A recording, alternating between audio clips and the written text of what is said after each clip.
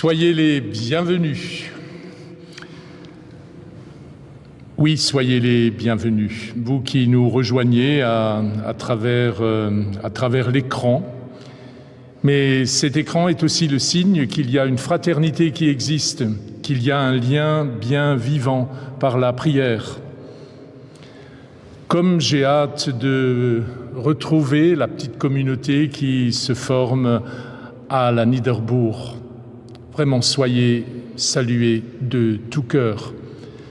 Cette célébration qui a été préparée avec Jean-Marc, eh bien, voudrait nous aider à entrer dans le mystère de la Pentecôte que nous fêtons dans quelques jours.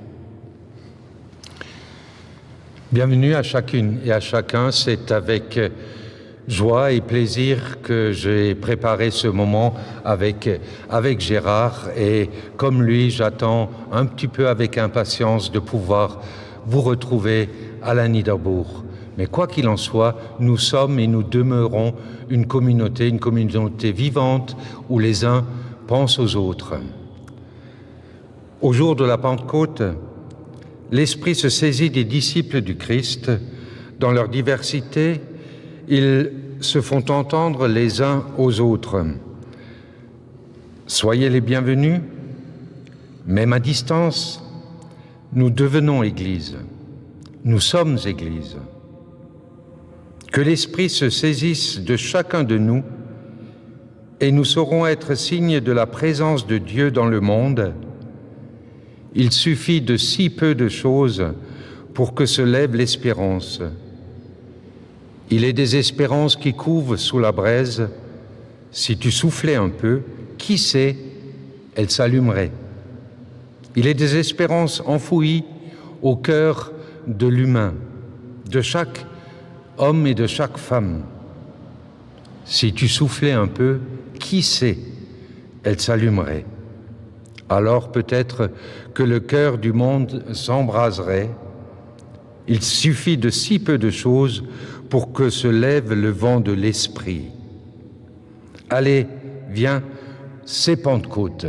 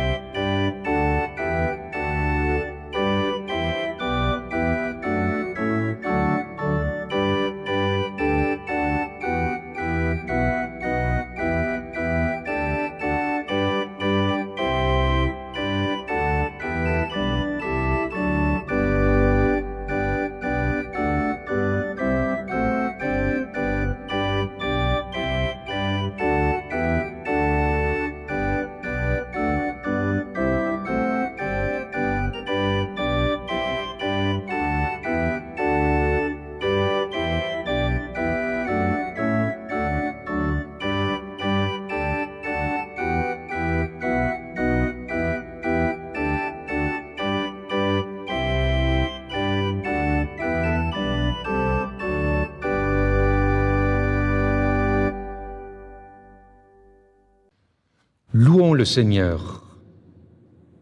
Nous te louons, nous te bénissons, Dieu notre Père. Dans ton amour libérateur, tu nous appelles, malgré notre faiblesse, à être nous aussi, tes serviteurs, porteurs de lumière et d'espérance, solidaires de toute l'humanité. Nous te louons, nous te bénissons, Seigneur Jésus-Christ. Tu es venu en serviteur réconcilier tout homme avec ton Père. Tu as donné ta vie pour nous rendre notre humanité véritable et notre dignité d'enfant de Dieu. Nous te louons, nous te bénissons, Esprit Saint. Tu suscites l'Église, tu la rassembles pour l'adoration, tu l'envoies dans le monde, tu lui donnes la force de vivre sa foi et d'en témoigner. Nous te louons, nous te bénissons, Dieu trois fois saint. Pour annoncer l'Évangile, pour servir les hommes, tu fais de nous les ouvriers de ton royaume. Pour construire la communauté, pour aider chacune et chacun à prendre part à sa mission, tu donnes à ton Église les serviteurs dont elle a besoin. Gloire et louange à toi, Seigneur. Amen. Amen.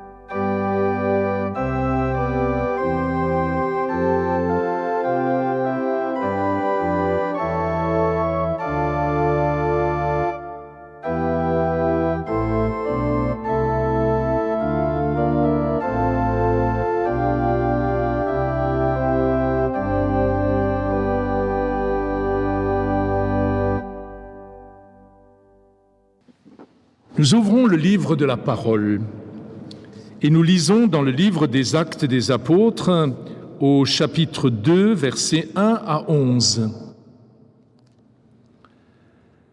Quand arriva le jour de la Pentecôte, au terme des 50 jours après Pâques, ils se trouvaient réunis tous ensemble. Soudain, un bruit survint du ciel comme un violent coup de vent. La maison où ils étaient assis en fut remplie tout entière. Alors leur apparurent des langues dites de feu qui se partageaient, et il s'en posa une sur chacun d'eux. Tous furent remplis d'Esprit Saint. Ils se mirent à parler en d'autres langues, et chacun s'exprimait selon le don de l'Esprit. Or, il y avait résidant à Jérusalem des Juifs religieux venus de toutes les nations sous le ciel. Lorsque ceux-ci entendirent la voix qui retentissait, ils se rassemblèrent en foule. Ils étaient en pleine confusion parce que chacun d'eux entendait dans son propre dialecte ceux qui parlaient. Dans la stupéfaction et l'émerveillement, ils disaient: ces gens qui parlent ne sont-ils pas tous galiléens? Comment se fait-il que chacun de nous les entende dans son propre dialecte, sa langue maternelle? Parthes, Mèdes et Élamites, habitants de la Mésopotamie, de la Judée, de la Cappadoce, de la province du Pont et de celle d'Asie, de la Phrygie et de la Pamphylie, de l'Égypte et des contrées de Libye proches de Cyrène, Romains de passage, Juifs de naissance et convertis, Crétois et Arabes, tous, nous les entendons parler dans nos langues les merveilles de Dieu. Seigneur notre Dieu, répands ton esprit sur notre monde, que ton souffle donne à notre terre, souvent malade et menacée, un regain de jeunesse, de vie, d'énergie. Que ta force ranime la vie partout où elle décline. Sois le Dieu des recommencements.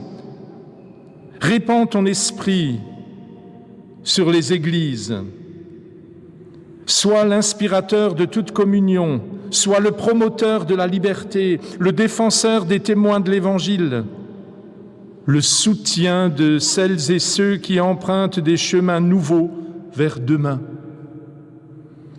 Sois le Dieu de la nouveauté. Dieu, répands ton esprit de vérité en chacune et chacun de nous.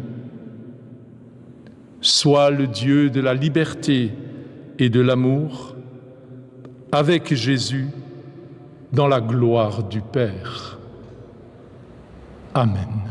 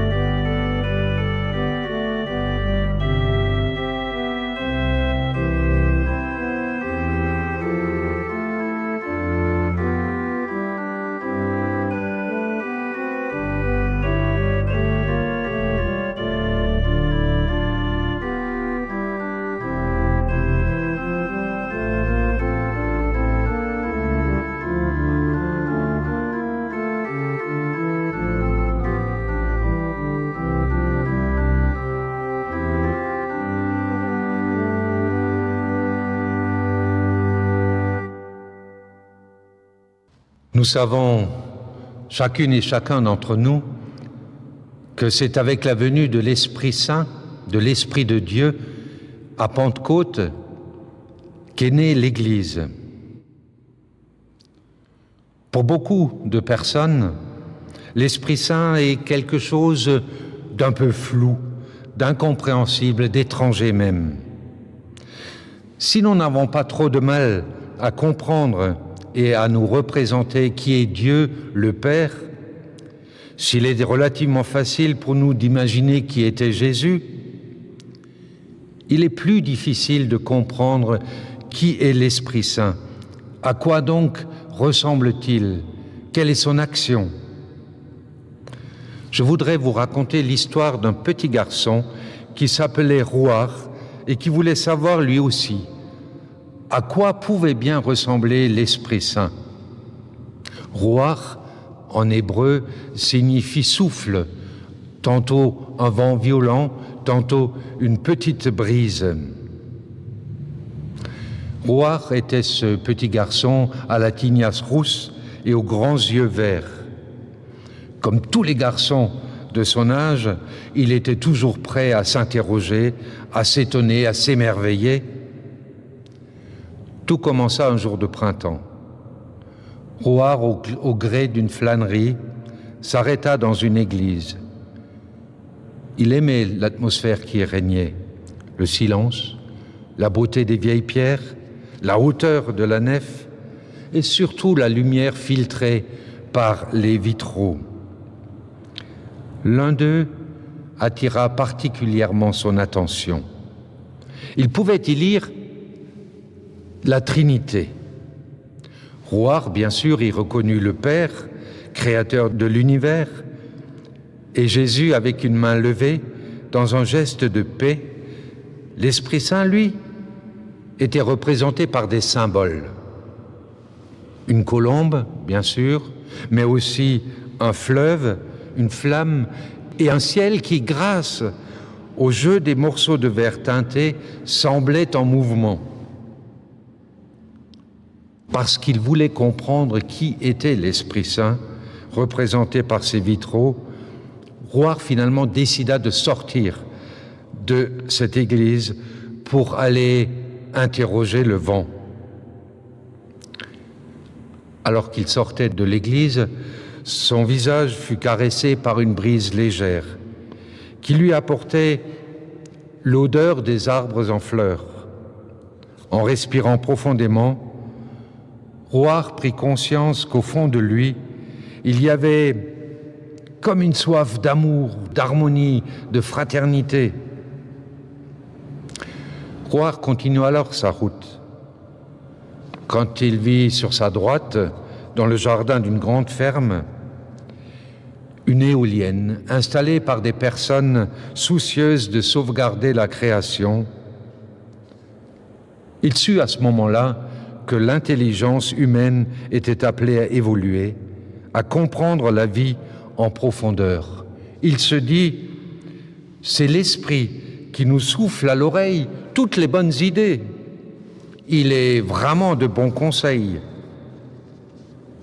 Un peu plus loin, Roar s'assit sur un banc. Le vent soufflait maintenant avec force.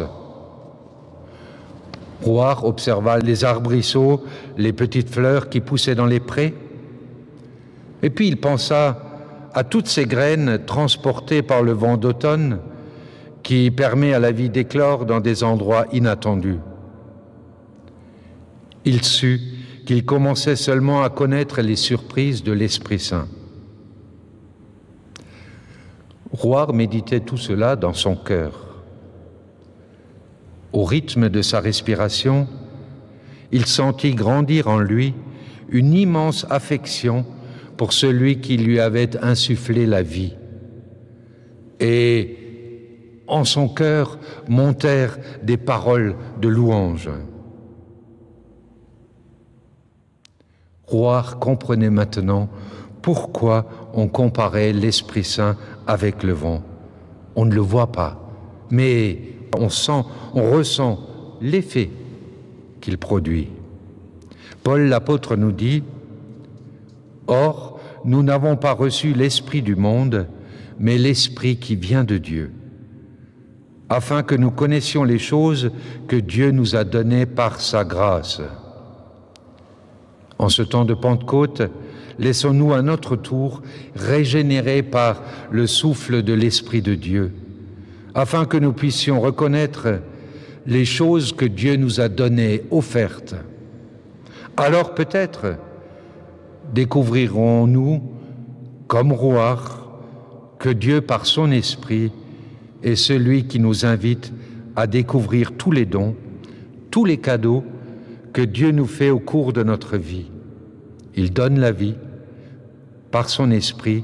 Il est aussi celui qui nous invite à nous engager pour la préservation de la vie de toute sa création et de toutes ses créatures. Sur ce chemin-là, celui de nos vies, de chacune de nos vies, il nous accompagne à chaque instant. Restons attentifs afin de percevoir même la brise la plus légère.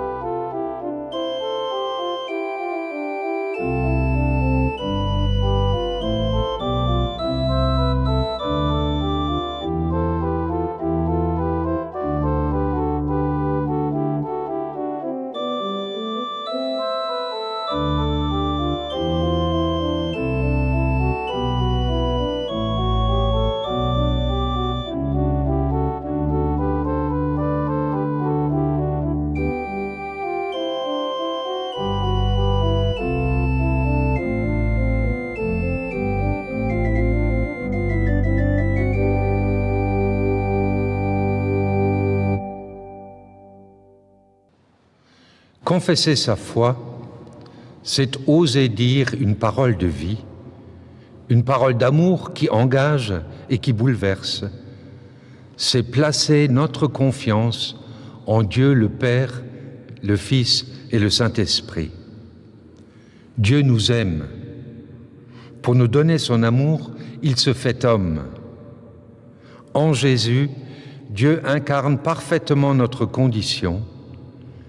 Jésus, Fils de l'homme, nous donne son amour. Ce don total le conduit à une mort infamante. Par Jésus, notre frère, Fils de l'homme et Fils de Dieu, nous devenons enfants de Dieu. Pour nous, Jésus a vaincu la mort.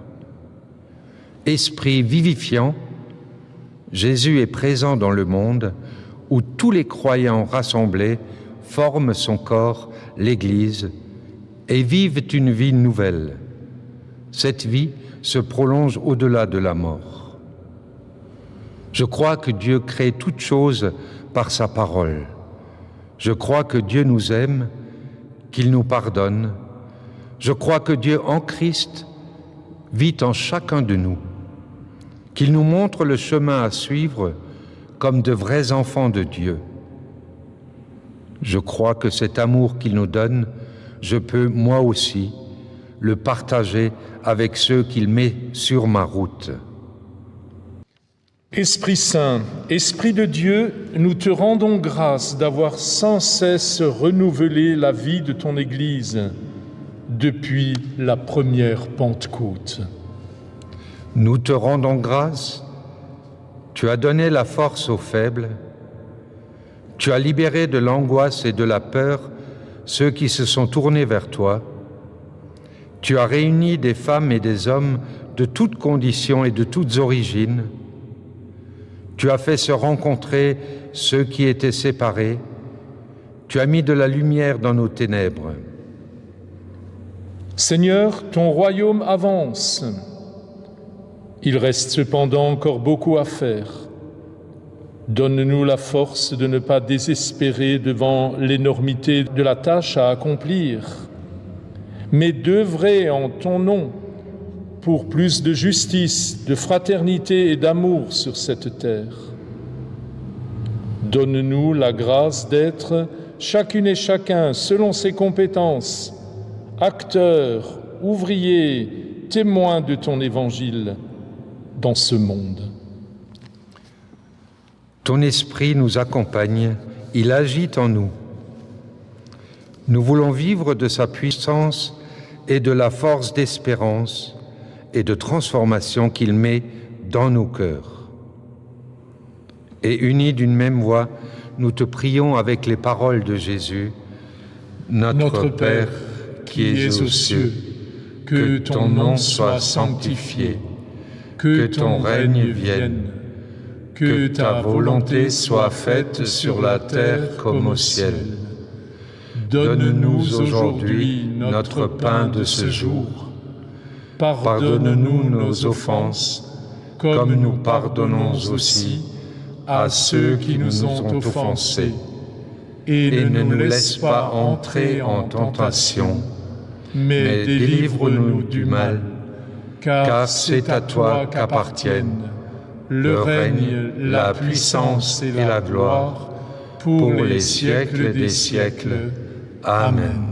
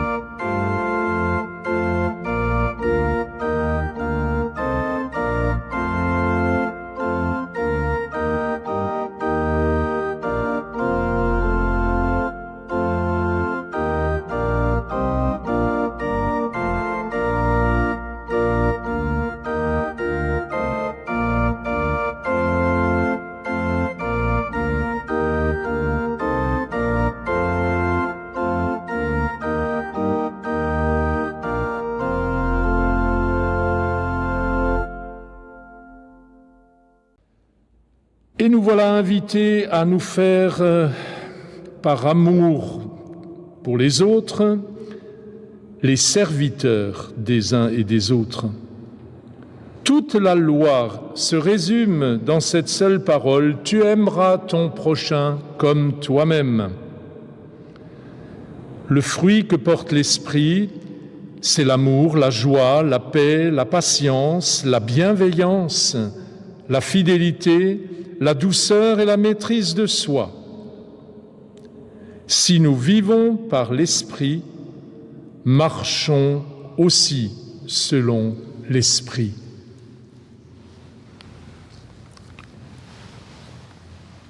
Que le pardon, la paix et l'amour nous soient donnés en abondance.